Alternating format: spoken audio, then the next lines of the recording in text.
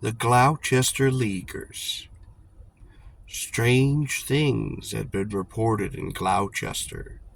On the eve of King Philip's War, the march of men was heard in its streets, and an Indian bow and scalp were seen upon the face of the moon, while the boom of the cannon and the roll of the drums were heard at Malden, and the windows of Plymouth rattled to the passage of unseen horsemen.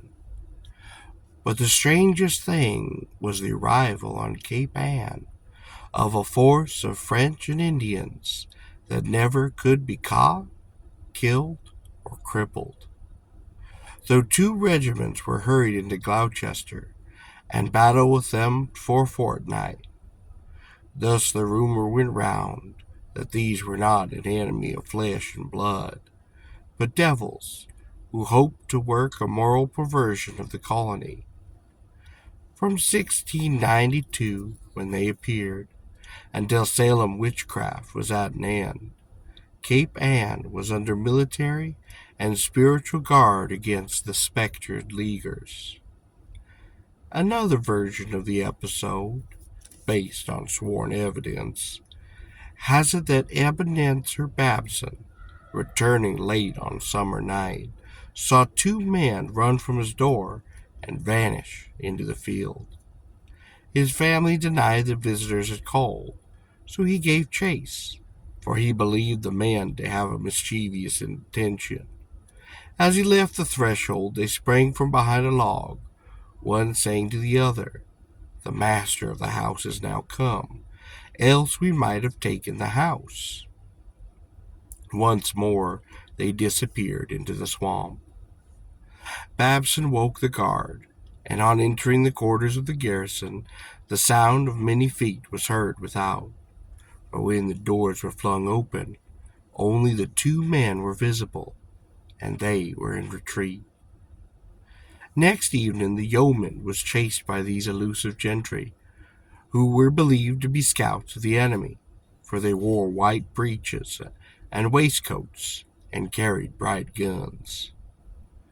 For several nights they appeared, and on the 4th of July 6 of them were seen so plainly that the soldiers made a sally, Babson bringing 3 of the uncountable troublers to the ground with a single shot, and getting a response in kind, for a bullet did hiss by his ear and buried itself in a tree. When the company approached the place where lay the victims of that remarkable shot, behold, they arose and scampered away as blithely as if naught had happened to them. One of the trio was cornered and shot anew, but when they would pick him up, he did melt into the air. There was a fierce jabbering in an unknown tongue through all the swamp, and by the time the garrison had returned, the fellows were skulking in the shrubbery once again. Richard Dolliver afterward came on 11 of them, and engaged in incantations, and scattered them with a gunshot. But they would not down. They lurked about the cape until terror fell upon the people, for the best part of a month altogether. So it was deemed that Satan had set ambushments against the good people of Gloucester, with demons in the shape of the armed Indians and the Frenchmen. Stones were thrown, barns were beaten with clubs.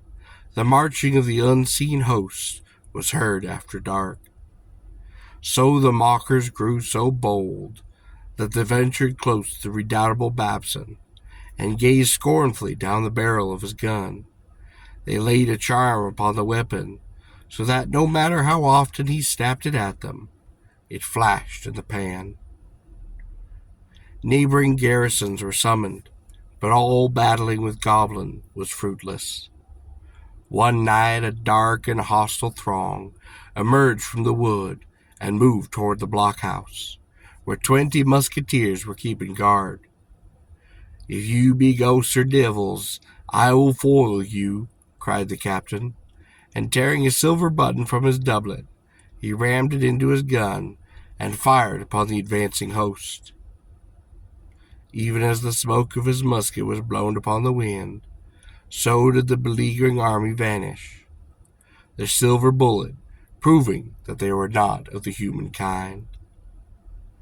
The night was wearing on when a cry went out that the devil was coming again.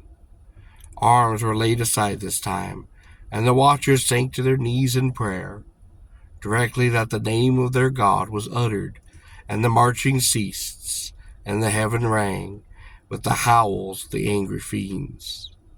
Never again were the Leaguers then seen in Gloucester.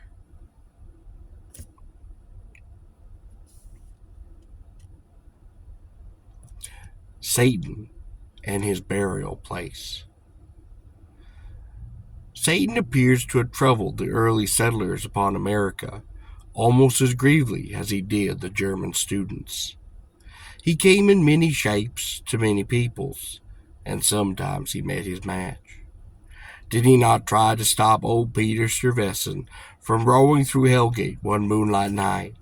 And did not that tough old soldier put something upon his shoulder that Satan thought must be his own wooden leg? But it wasn't a leg. It was a gun, loaded with a silver bullet that had been charged home with prayer. Peter fired, and the missile whistled off towards Ireland, where 3 boys found it afterward, and swapped it for a double handful of doughnuts and bullseyes. Incidentally, it passed between the devil's ribs, and the fiend exploded with a yell and a smell of sulfur. To Peter's blended satisfaction and alarm, and he did not the same spirit of evil plague the old woman of Massachusetts Bay, and crazed the French and Spaniards upon the south. At Hog Rock, west of Milford, Connecticut, he broke up a pleasant diversion. Once 4 young men upon ye rock sat down at shuffleboard to play, when ye duel appeared in shape a hog, and frightened 'em so they scamper away, and left old Nick to finish your play.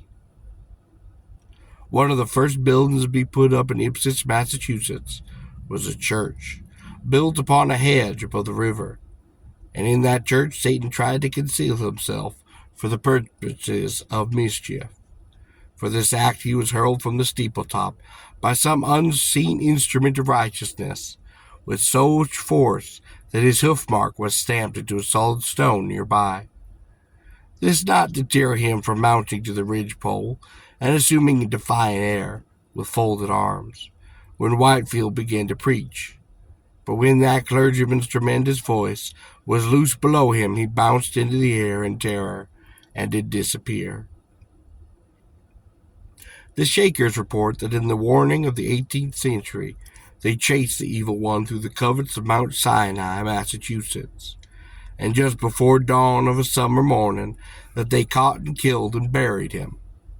Shakers are spiritualists, and they believe their numbers to have been augmented by distinguished dead, among whom they already number Washington, Lafayette, and Napoleon, Tamerlane, and Pocahontas.